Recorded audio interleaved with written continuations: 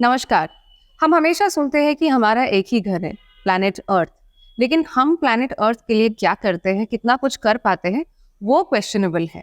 लेकिन कुछ लोगों के बीच से एक इंसान ऐसे भी है जो रिड्यूस, रीयूज, रिसाइकल का जो कॉन्सेप्ट है, उनको बाखूबी से इम्प्लीमेंट कर रहे हैं अपने लाइफ में और अपने जो औद्योगिक जीवन है, एंटरप्रेन्योरल जर्नी में, उसको वहाँ पे इम्प्लीमेंट कर रहे हैं।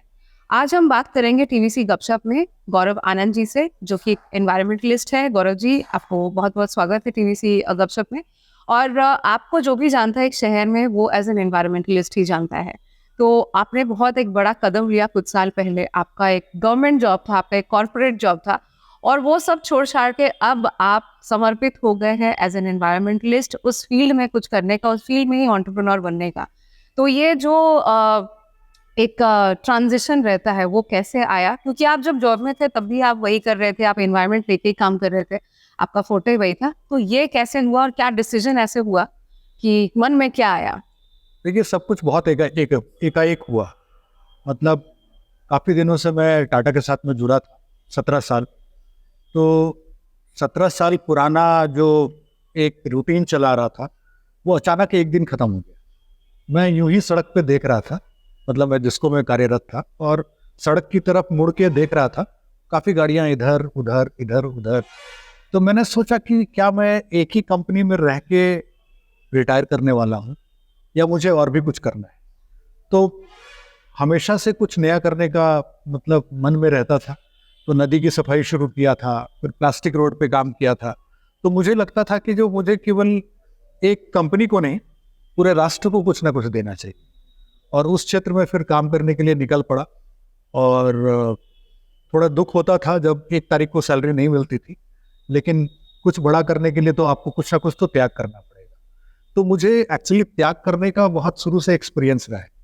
2005 में मैंने भारत सरकार की नौकरी छोड़ी, और उस समय मैं नदी के प्रोजेक्ट में काम करता था, वाटर मिनिस्ट्री के through, ministry of water resources में। और उस समय मैं 11 नदियों के लिए काम किया, रीवा के नदियों के लिए, मंदसौर के, उज्जैन की, तो शिप्रा नदी, शिवना नदी, ये सभी नदियों के लिए काम करने का मौका मिला था। उसके बाद अचानक वहाँ से मेरे को लगा कि मुझे एंटरप्रेन्योर बनना चाहिए 2005 में। तो मैं एंटरप्रेन्योर बनने के लिए मैं धनबाद से बिलोंग करता हूँ, तो वापस मैं धनबाद पहुँच गया। घर वाले ने पूछा जब, तो मैंने बोला कि मैंने नौकरी छोड़ दी है, मैं अब कुछ खुद का करूँगा। तो बोले कि तुम्हारे पास पूंजी नहीं है, क्या करोगे? कुछ ना कुछ तो तुमको करना पड़ेगा जिसमें अर्निंग हो। तो उसके बाद मैं देखा कि घर वाले तो मतलब कि सहयोग देने के लिए नहीं है। उसके बाद फिर पता नहीं कहाँ से, मैंने अप्लाई भी नहीं किया था, टाटा में मुझे कॉल आया कि आप यहाँ पे public health and horticulture services department है, उसमें आप ज्वाइन करना चाहते हैं। और मैं पहला इंजीनियर था एक ऐसे डिपार्टमेंट में ज्वाइन करने के लिए जिसमें केवल डॉक्टर्स थे, पब्लिक हेल्थ डॉक्टर्स, जो कि वेक्टर बॉर्न डिजीज देखते थे, हॉर्टिकल्चर के कामों को देखते थे, वेस्ट मैनेजमेंट देखते थे। तो जब मैं आया यहाँ पे, तो मुझे भी थोड़ा अजीब सा लगा कि मैं ये क्या करने जा रहा हूँ, कि मैं जमशेदपुर का कचरा हैंडल करूँगा। उसके बाद धीरे धीरे मैं एक जगह, छोटे जगह को देखता था, फिर देखते देखते मैं आधे शहर को देखता था सफाई के लिए। तो उस दरमियान मेरे को बहुत सारे एक्सपेरिमेंट को करने का मौका मिला, और मैं आज भी शुक्रगुजार हूँ कि टाटा ने मुझे ये मौका दिया, जिसमें मैंने कुछ बायोगैस, प्लास्टिक की सड़क और कुछ कुछ चीज़ें हम करते रहे, और टाटा ने हमेशा हौसला ही बढ़ाया। तो मुझे 2018 में एक मौका मिला, जब मैं मिशन गंगे 1 महीने का एक ड्राइव था, और उसमें जब मैं गया वहाँ पे, तो मुझे लगा कि जो ये नदियाँ तो हमारे शहर में भी बहती है, जमशेदपुर में, हम उसके लिए कुछ नहीं करके हम गंगा की सफाई करने आए हैं। तो जहाँ पे हम रहेंगे वहाँ पे अगर इसको हम जीवित रख सके। तो हम जब जमशेदपुर आए, तो 4-5 लोगों से हमने स्वच्छता पुकारे में ये नदी की सफाई शुरू की। महीने में 1 करते थे, फिर महीने में 2 करने लगे, इसी तरीके से महीने में 3 और फिर 4, और अभी हर एक संडे को हमारा ड्राइव चलता है। तो मैं ये पूछना चाहूँगी कि आपने 2-2 जॉब छोड़ा, इनफैक्ट एक सरकारी नौकरी, एक अच्छे खासी कॉर्पोरेट जॉब टाटा स्टील में। लेकिन हमारे मिडिल क्लास में जॉब छोड़ना एक शौक की तरह देखा जाता है। आपके पास कैपिटल नहीं थी, लेकिन परिवार चाहे आप अपने इमीडिएट फैमिली माँ बाप की बात करें या पत्नी भी है, उनका भी कुछ रिएक्शन होगा, उनकी भी बहुत सारा डिसीजन होते हैं आपकी लाइफ में। तो वो रिएक्शन कैसे था जब आप सेकंड बार आपने सब मैं कुछ छोड़ के एक्चुअली अपने पत्नी को पिछले 5-6 साल से बोलता था कभी आप कभी ब्रेन वॉश कर रहे हैं? कि मैं छोड़ दूंगा। तो वो हमेशा एक ही बात पूछती थी, आज किसी से कुछ हुआ है क्या ऑफिस में? तो मैं बोलता ऐसा नहीं, मुझे मतलब खुद से लगता है कि मुझे कुछ और भी करना चाहिए, क्योंकि यहाँ पे मैं थोड़ा सा बंधा हुआ तो महसूस करता हूँ। भले ही कंपनी ने बहुत आज़ादी दे रखी है, लेकिन थोड़ा सा बंधा हुआ महसूस करता था कि जो मन में होता था अगर नई टेक्नोलॉजी पे काम करूँ। और उस बीच में मैं 2012-13 में कुछ ओपन ऑनलाइन कोर्सेज आए थे, अच्छा, जिसको हम लोग मूक बोलते थे, mass open online courses. Okay, yes. तो उस समय 2012 में मैं एक न्यूज़पेपर में देख रहा था, प्रभात खबर या कुछ इस तरीके के न्यूज़पेपर थे। उसके अंतिम पेज में बहुत ही छोटा सा आर्टिकल था जो कि शायद किसी को दिखे। उसमें लिखा था कि अगर आप फ्री ऑनलाइन कोर्सेज करना चाहते हैं हार्वर्ड और मैसाचुसेट्स से, तो आप इस वेबसाइट पर रजिस्टर करके कर सकते हैं। तो जब मैंने उस पर रजिस्टर किया, मैं बोला करता हूँ, क्या जाता है। उस समय मैं कंपनी में ही डिस्को में ही काम करता था। मैंने ज्वाइन किया, उसमें सारे कोर्सेज फ्री थे, 6-6 महीने का कोर्स था। और अभी तो सभी कोर्स में पैसे लगते हैं, तो मैं बोला फ्री में है तो मैं सारा कोर्स करूँगा।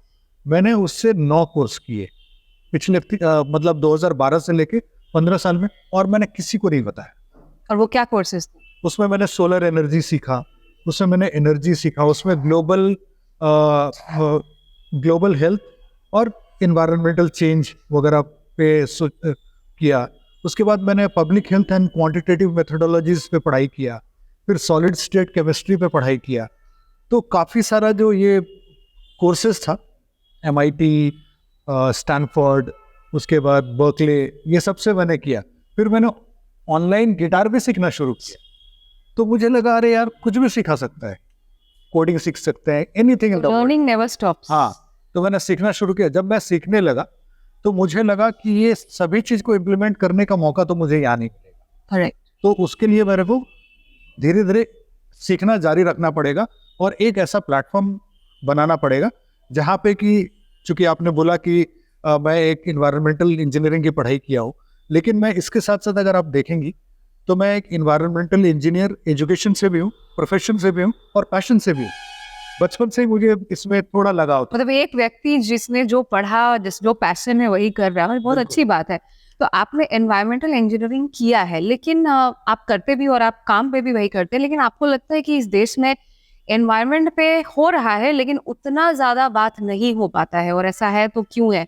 क्यों हम बात नहीं करते? क्यों कोई डायलॉग नहीं करते हैं? और करते भी है तो एसी ऑडिटोरियम में उसके बाद में भूल जाते हैं। देखिए, एक तो विजन की बहुत कमी है।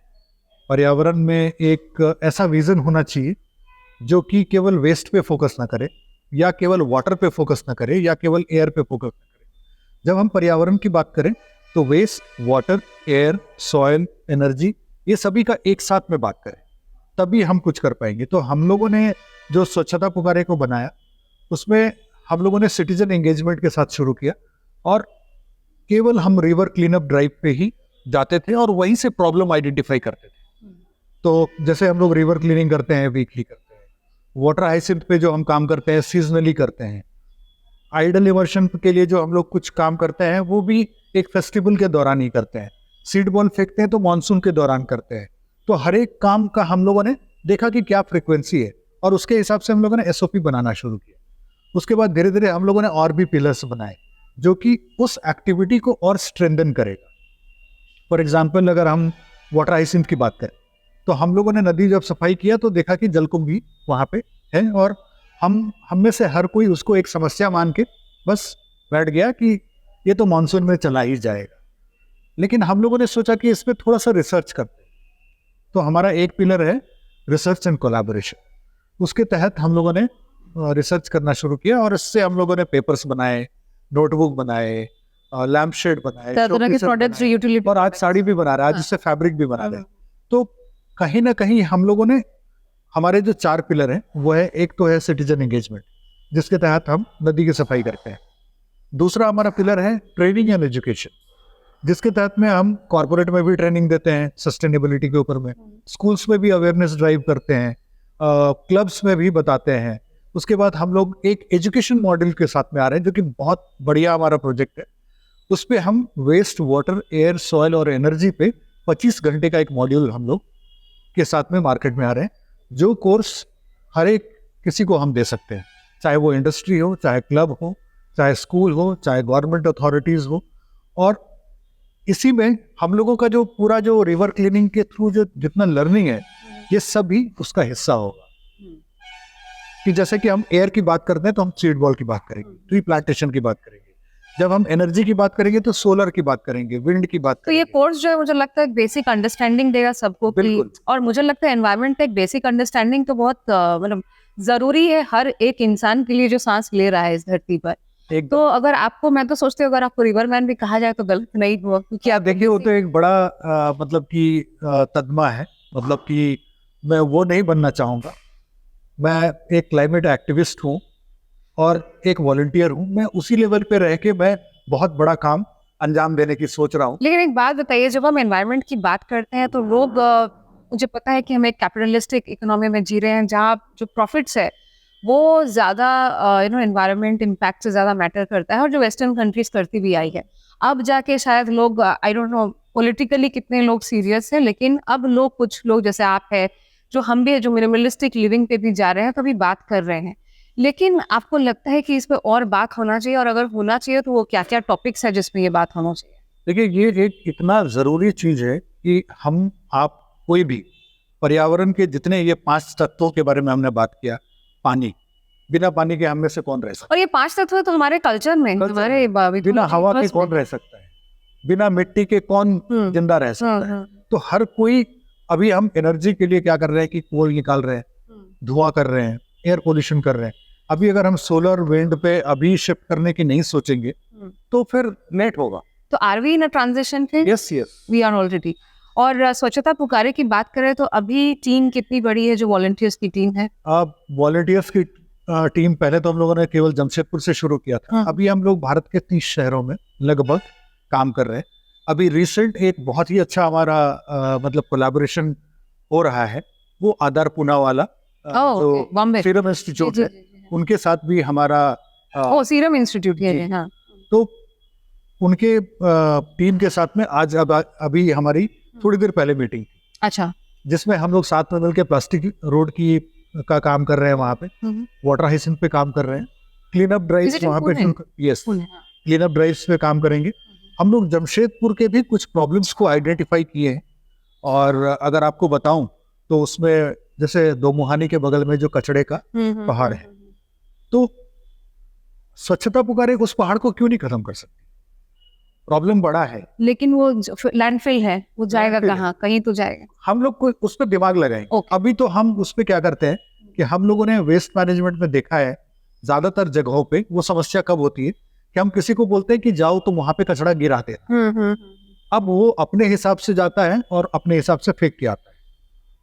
अगर उसमें हम थोड़े जो दिमाग लगाने वाले लोग हैं और वहां पे फर्स्ट डे से ही उसमें इन्वॉल्व होना शुरू करें, तो शायद जितना भी कचरा है वो एज अ रिसोर्स हमको मिलेगा, क्योंकि उसमें ऑर्गेनिक वेस्ट है जो कि, so that is waste management, wealth from waste वाला कॉन्सेप्ट है। और जब इतना जमा हो जाएगा तो गौरव जी, एक बहुत इंपॉर्टेंट बात, ये हमने पहले भी ये बात करी है, बिकॉज जब हम लैंडफिल की बात करते हैं तो एक बहुत बड़ा तबका जो होता है वो सैनिटरी नैपकिन्स का होता है। Being a woman I know the challenges, I feel कि एक चैलेंज है, और ये लैंडफिल में बहुत बड़ा एक कंट्रीब्यूशन है। स्टडी की भी बात करें तो आपको लगता है जैसे ऐसे शहर जैसे इंदौर हो गया जो स्वच्छता सर्वेक्षण में 1 नंबर पे आता है, या जमशेदपुर हो गया, do you, because I think कि एक नीड है कि कम्युनिटी इंसिनरेटर्स हो, आपको लगता है कि ये लैंडफिल की जो प्रॉब्लम है इससे बहुत हद तक इंसिनरेटर्स अगर हो सैनिटरी पैड के, तो ये निजात पाया जा सकता है? बिल्कुल किया जा सकता है, और आपको बताते हुए बड़ी खुशी हो रही है कि स्वच्छता पुकारे के रिसर्च एंड कोलैबोरेशन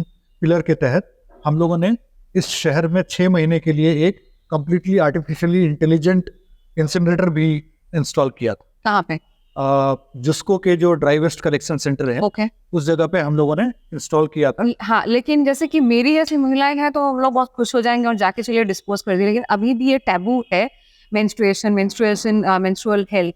तो उस क्योंकि एक तबका काउंसलिंग का भी है कि मतलब ठीक है, अगर आपका वेस्ट है भी तो अब जाके वहाँ पे फेंकने का भी बहुत बड़ा लोगों को लगता है टैबू है, कैसे ले जाएंगे ये वो, तो उस चीज पे, क्योंकि अगर वो जाके वहाँ पे फेंके नहीं और कहीं भी फेंक दे तो आपका वो जो मिशन है वो पूरा नहीं हो रहा है, तो वो काउंसलिंग की भी बात हो रही है। बिल्कुल, देखिए इसमें क्या है कि कंप्लीटली ये प्रोजेक्ट जो है व्यवहार परिवर्तन पे करेक्ट, एनवायरनमेंट इज टोटली व्यवहार परिवर्तन। तो इसमें जैसे कि हम उनको अगर क्योंकि देखिए बहुत आदमी क्या करता है कि जैसे देखता है कि नगर पालिका वेस्ट को मिला के लेके जा रही है तो वो भी घर पे सेग्रीगेट करने के लिए कम इंटरेस्टेड होता है। करेक्ट।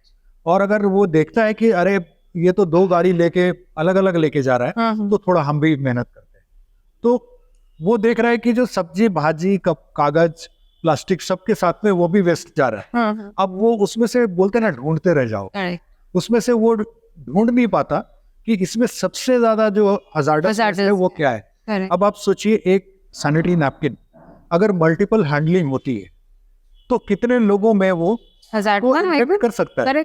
लेकिन अगर उसको सोर्स में ही सेपरेट कर लिया जाए तो बोलते ना इसको हम लोग पब्लिक हेल्थ इश्यूज भी बोलते हैं। तो कितने लोगों के, क्योंकि जो भी वर्कर हैं जो भी आपके घर से कचरा लेते हैं वो भी एक इंसान है, उनके हेल्थ के लिए अगर हम नहीं सोचेंगे तो फिर तो पूरा का पूरा जो लगता है साइकिल क्लोज नहीं होगा। ये जो आप किसी और के लिए सोचना, ये अभी तक चेतना आई नहीं है या फिर आ रही है। कुछ लोग मतलब होता है ना वो अवेयर है, लेकिन अभी आना बहुत बाकी है कि दूसरे के लिए भी हम सोचे।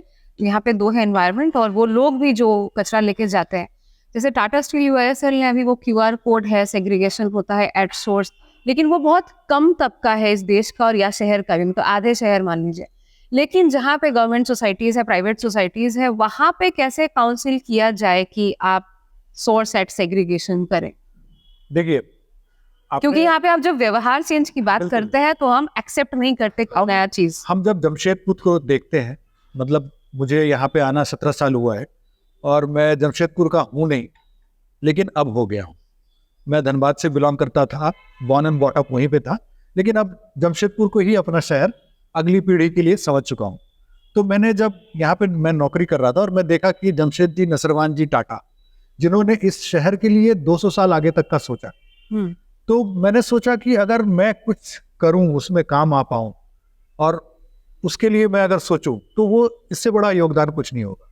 तो जमशेदपुर एक शहर है और जमशेदपुर के आसपास कई शहरी इलाके हैं, आदित्यपुर, जुगसलाई, मानगो, बागबेड़ा और कई। हम लोग जुस्को का जो इलाका है वो वन ऑफ द बेस्ट है इन द कंट्री, अगर आप देखें सफाई का जहां तक की सवाल है। लेकिन इस बगल वाले इलाके को अगर देखेंगे तो एक तो अनप्लान्ड अर्बनाइजेशन है, कहीं कहीं पे आपका गाड़ी नहीं जाएगा कचरा उठाने के लिए, तो आप बस उस कचरे के साथ में अब जिंदगी बिताइए। तो हम लोग उन जगहों के लिए जब वेस्ट मैनेजमेंट का सोचते हैं तब हम लोगों को यही लगता है कि जो जिसको यहाँ पे कर रही है उसको रेप्लिकेट करना वहां पे थोड़ा मुश्किल है। हाँ, क्योंकि वो बना हुआ ऐसा नहीं है। बिल्कुल, तो वहां पे हम एक अलग तरीके से कर सकते हैं, जैसे कि हम उनको इंसेंटिवाइज करें। इंसेंटिवाइज क्या करें कि आप अगर हमको प्लास्टिक सारा जितना आप घर में इकट्ठा कर रहे हैं वो देंगे तो हम आपको 5 रुपया 10 रुपया किलो देंगे। आप उसमें पन्नी वन्नी जो भी है वो आना चाहिए। बिल्कुल। तो क्या होगा, हम स्कूल्स में बोलेंगे कि आप एक बच्चों को जैसे न्यूज़पेपर लाने बोलते हैं, आप बोलिए जो आपके घर में जो हार्पिक का डब्बा खत्म हो गया वो लेके आएगी, शैम्पू का डब्बा खत्म हो गया वो लेके आइए, मतलब क्लीन प्लास्टिक आप लेके आएगी। जब वो स्कूल में बच्चे लेके आएंगे और उनको भी इंसेंटिव मिलेगा कि आपको इस प्लास्टिक का 20 रुपया मिला, मतलब या 20 आपको बाउंटी पॉइंट्स मिले जिसमें कि आप किसी किताब दुकान से कॉपी ले सकते। तो क्या होगा ना कि कचरा कई तरीके से आपके घर में सेग्रीगेट होगा और वो उनके पास जाएगा जो उसको रिसाइकिल कर सकता है। करेक्ट। तो आपको आमदनी हो रही है, उधर भी एक और कचरा बनना बंद हो जाएगा। करेक्ट। आपने स्कूल की बात कही, आई थिंक जापान में एक है कि स्कूल करिकुलम में एनवायरमेंटल स्टडीज या वो करना इंक्लूडेड होता है। हमारे एजुकेशन सिस्टम में हालांकि NEP आ गया, लेकिन मुझे लगता है कि बहुत ज़्यादा एनवायरमेंटल अपब्रिंगिंग में स्ट्रेस है। तो मुझे लगता है तो ये KG से ही पढ़ाना चाहिए और एक कंडीशनिंग होता है। देखिए ये बहुत ही सही चीज़ है। मैं बचपन में मेरी जो पढ़ाई हुई, मैं गांव में पढ़ता था और मतलब मैं वहीं पे रहता था, आवासीय विद्यालय था, 7वीं क्लास तक उसी स्कूल में पढ़ा। वहाँ पे मैं दो तीन चीज़ जो सीखा हूँ मैं आज भी उसको अपनाता हूँ। वहाँ पे क्या होता था कि हर रोज बागवानी का काम होता था, सभी स्टूडेंट ही करते थे। हमारे फील्ड में कुछ एक छोटा सा वीड होता है जो हो जाता था, वो सभी हम ही लोग एक बैठते थे और करते थे। कचड़े से खाद बनाना वो हम ही लोग को करना पड़ता था, अपना बर्तन धोना, अपना कपड़ा धोना, सब कुछ खुद से करना पड़ता था। तो वहां पे मैंने देखा कि पर्यावरण के प्रति मेरा जो लगाव था वहीं से शुरू हुआ। अच्छा। स्कूल में बहुत सारे पेड़ पौधे थे, स्कूल में इतना मतलब फल का पौधा था कि स्कूल को कभी बाहर से बच्चों के लिए फल खरीदने का ही नहीं लगता था। आम हम लोगों का पूरा रिक्वायरमेंट वहीं से पूरा होता था, जैक फ्रूट वहीं पे होता था, केला सब स्कूल में ही होता तो ये था। आप बात करें जब एग्रीकल्चरल रेवोल्यूशन आया कि अपना खाना खुद उगा लो। तो वो एक गुरुकुल टाइप का स्कूल था, वहां पे पैसे नहीं देने होते थे। हमारे पिताजी को वहां पे चावल या दाल देना होता था, वो दक्षिणा गुरु दक्षिणा देना पड़ता है। तो वहां पे पर्यावरण के प्रति लोगों में इतना ज्यादा सजगता बचपन से ही उनमें मतलब कि डाला जाता था कि वो अभी तक सोचे मेरा बचा हुआ है। नहीं, मुझे लगता है कि अपने धर्म में जब सनातन में बात करें, हमारे मिथोलॉजी में बात करें, तो एनवायरनमेंट का एक बहुत बड़ा एक जो डोमिनेशन है वो है, मतलब नेचर पूजा करें। मुझे लगता है आज तो बहुत पेड़ बचे हुए हैं क्योंकि वट सावित्री पूजा होती है, और उसका साइंटिफिक ट्रांसलेशन निकाले आस्था के बियॉन्ड। तो हम स्कूल की बात करें, आपको क्या लगता है कि सरकार क्या कुछ कर रही है और क्या क्या बाकी है करना, और क्या क्या स्कोप है? क्योंकि पॉलिसी चेंज और पॉलिसी मेकिंग बहुत बड़ा एक इम्पैक्ट डालती है। आप लोग नदी साफ करते हैं, जिस दिन मुझे लगता है कि मैं भी कभी इन्वॉल्व थी इसमें, क्योंकि मुझे लगता है कि जब आप पेनलाइज कर देंगे लोगों को कि नहीं डालना और आप पे चेक्स एंड बैलेंसेस होगा, तो मुझे लगता है लोग अपने आप, फिर अभी ट्रैफिक का देख लीजिए, अगर 5,000 का चालान करता है वो नहीं करते। आज पूरा शहर हेलमेट पहन के गाड़ी चला रहा है, जबकि एक समय में नहीं चलाते थे। लेकिन वही चीज अगर एनवायरनमेंट पे आती है कि यहाँ कचरा नहीं फेंकना, जमशेदपुर तो फिर भी बहुत अच्छा है, लेकिन नदियों की बात करें, क्योंकि आप नदी में बहुत ज्यादा आपने काम कर चुके हैं, लेकिन वहां पे अगर हम पेनलाइज करें, आपने भी देखा होगा कितना ऐसे प्लास्टिक में मोड़ा और हमने फेंक दिया, हम दोबारा सोचते भी नहीं कि वो क्या होगा, उसका असर क्या होगा। तो गवर्नमेंट पॉलिसी में कितनी चेंज की जरूरत है? देखिए पॉलिसीज वगैरह हैं, सभी plastic implementation, solid waste management, electronic waste management, आपने ऐसा ऐसा वेस्ट जो कि सुना भी नहीं होगा उसका भी मैनेजमेंट का किताब है। ओके, लिखा हुआ सब कुछ, लिखा हुआ सब कुछ है। अगर हम इम्प्लीमेंट करेंगे तो मेरे को समझ में आना चाहिए। अगर हम कितने भी पढ़े लिखे हों और हमको उस कैसे करना है उसका एसओपी हम अपने मन में नहीं बना पाए, तो वो बस एक बुक का एक पेज हो। जब तक इम्प्लीमेंटेशन नहीं होता फिर बुकिश नॉलेज तो हाँ। और एजुकेशन और विजडम में बहुत अंतर होता है। आई थिंक हमें विजडम वाइज ज्यादा विजडम वाइज होना पड़ेगा। देखिए आपने बहुत अच्छा पॉइंट बोला, एक होता है नॉलेज, एक होता है उसकी अंडरस्टैंडिंग। करेक्ट। तो नॉलेज आपको बहुत है लेकिन अंडरस्टैंडिंग है नहीं, तो उस नॉलेज का कोई मतलब। करेक्ट। और एक सवाल जो मैं पूछना चाहती थी, हम जमशेदपुर में हैं, स्वच्छता सर्वेक्षण में हमारा रैंक तो ऊपर आया है, लेकिन ऐसी क्या बात है जो इंदौर में है और जमशेदपुर में नहीं, आपके नजरिए से? मेरे नजरिए से अगर देखें तो जमशेदपुर में धड़कन है, जमशेदपुर में एक वाइब है, लेकिन वो बहुत कम एरिया तक सीमित है। और जमशेदपुर का जो बाहर का जो इलाका है वो बहुत प्रभावित करता है यहाँ के रैंक। करेक्ट। जहाँ तक कि कंपैरिजन की बात रही इंदौर से जमशेदपुर का, तो मेरा जो अपना मानना है कि इंदौर में मतलब वो लोग कंप्लीटली फोकस्ड है उस पर और बहुत काम भी कर रहे हैं। और जबकि वो सरकारी एजेंसीज ही करती हैं, ऐसे कोई प्राइवेट एजेंसी। तो उन्होंने क्या किया कि एक तो वो इनोवेशन को बहुत तवज्जो देते हैं, नए नए चीज करने पे बहुत फोकस करते हैं। दूसरा चीज है कि जो वो लोग कोलैबोरेशंस बहुत करते हैं। ओके। तो आपने, क्योंकि हम मध्य प्रदेश की बात कर रहे हैं, तो आपको लगता है झारखंड सरकार एज अ स्टेट, क्योंकि हमारा तो है कि जल जंगल जमीन, तो कहाँ हम पिछड़ रहे हैं?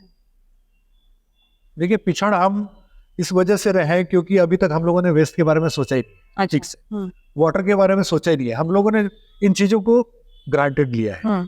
जंगल और रिसोर्स टेकन फॉर ग्रांटेड है, नेचुरल रिसोर्सेज। बिल्कुल, जंगल टेकन फॉर ग्रांटेड रहेगा ही। आज आप अगर जंगल की बात करें और दलमा का केस देखें तो हर एक साल आप देखेंगे कि वहां पे अभी गर्मी के सीजन में वहां पे लोग आग लगाते हैं।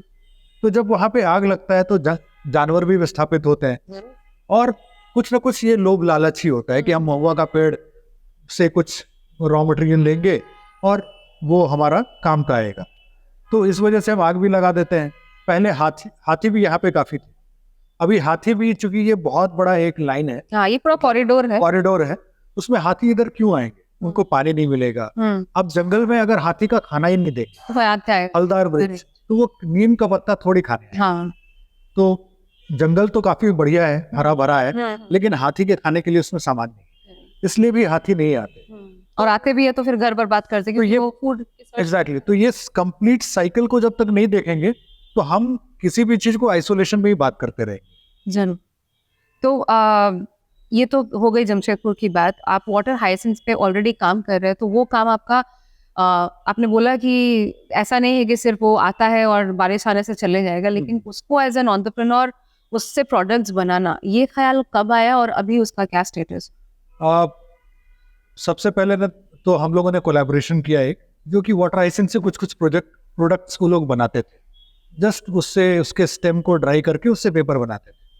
तो हम लोगों ने बोला कि यहाँ से अगर हम लोग आपको भेजे तो आप क्या कर सकते हैं। तो फिर कलकत्ता की ही ऑर्गेनाइजेशन थी नेचर क्राफ्ट करके। अभी नेचर क्राफ्ट के जो एम्प्लॉयज हैं वो हमारे एम्प्लॉयज हैं लास्ट 1.5 साल से, तो वो हमारे साथ में मिलके ही काम कर रहे हैं। तो पेपर तो हम लोगों ने उनके साथ में ही रह के सीखा, और वो एक बहुत ही छोटे से गाँवों तक सीमित था। उसके बाद हम लोगों ने उसको पूरा रेप्लिकेट किया और हॉरिजॉन्टल डिप्लॉयमेंट किया। तो खड़गपुर में बहुत सारे लोगों को हम लोगों ने सिखाया, उसके बाद मछलंदपुर, बंदगांव, और अभी हम लोग इंटीरियर्स की बात, मसलंदपुर इस बांग्लादेश का बॉर्डर और जी। उसके बाद अभी हम आपके एनटीपीसी कोरबा में ऑलरेडी ट्रेनिंग दे के आए हैं। दिल्ली में हम ट्रेनिंग दे रहे हैं। अभी आधार पूनावाला की जो संस्था है उनके साथ भी हम वो नॉलेज शेयरिंग भी आप लोग बिल्कुल। और लास्ट क्वेश्चन कि एक व्यक्ति, हो सकता है हर कोई आप जितना कर रहे हो उतना नहीं कर पाए, लेकिन एक व्यक्ति अपने हिसाब से एनवायरनमेंट के लिए, हम लोग बोलते हैं ना, डू योर बिट, तो वो क्या क्या करे कि कम से कम उसे भी लगे और वो सोचने पर मजबूर हो कि मेरा एक कंट्रीब्यूशन है अर्थ को सेव करने के लिए। पॉपुलेशन एक बहुत बड़ी समस्या है, हम लोग बात कर रहे थे, लेकिन चलिए उसमें तो हर चीज़ पे हमारा कंट्रोल है नहीं, लेकिन एक व्यक्ति क्या करे कि वो कम से कम कुछ कर पाए प्लैनेट के लिए? देखिए, एक आदमी के हाथ में बहुत कुछ तो नहीं है, लेकिन एक एक करके ही बहुत लंबा चेन बनेगा। तो थोड़ा वेस्ट वाइज हो, मतलब कचरा मत फैलाए। पानी भी अगर देखेंगे तो कचरे का ही शिकार है। कचरा भी देखेंगे तो आज हमारे लिए बहुत बड़ा समस्या है। हवा भी देखेंगे तो कचरे की वजह से प्रदूषित है। हर जगह तो इंडस्ट्री हो नहीं सकता है। मिट्टी देखेंगे तो प्लास्टिक से प्रदूषित है। एनर्जी देखेंगे तो वो कोयले से प्रदूषित है। तो गंदगी ना फैलाएं, जो भी फैला रहा है उसको रोकें, चाहे वो इंडस्ट्री हो, चाहे कोई भी संस्था हो। और एक रोल मॉडल बनने की कोशिश करें। जैसे कोई स्कूल अगर है तो वो एक शहर में अपने आप को दिखाए कि हम एक वेस्ट न्यूट्रल स्कूल है, और उसके लिए हम लोगों ने ये सब किया। तो जितने बेस्ट प्रैक्टिसेस आएंगे स्कूल्स के द्वारा, ऑफिसेस के द्वारा, किसी संस्था के द्वारा, किसी इंडिविजुअल के द्वारा, तो सरकार उनको सम्मानित करने का काम करे बस ऐसे लोगों। हाँ, वो रिकग्निशन। एक जैसे कि फॉर एग्जांपल कल मैं यहाँ से गोलमुरी जा रहा था, तो मैंने देखा कि जो 30% लोग हेलमेट पहने हुए हैं, 2 लोग बैठे हुए तो दोनों हेलमेट पहने हुए हैं। 70% लोग दोनों में से कोई हेलमेट नहीं पहने। जो 2 लोग हेलमेट पहने हुए हैं उस गाड़ी का नंबर, मतलब कि अगर आप एक लेमैन को भी बोलेंगे तो उसको भी दिख रहा है। आज आप उस नंबर से उसका हर बायोडाटा निकाल सकते हैं।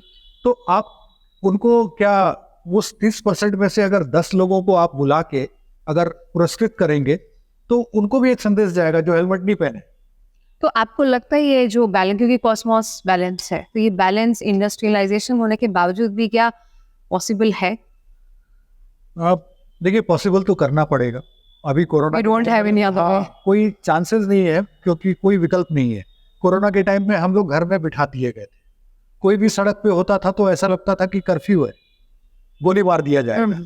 तो मतलब हम लोगों को जब पर्यावरण से दूर रखा गया तो पर्यावरण ने खुद को बहुत जल्दी हील कर लिया।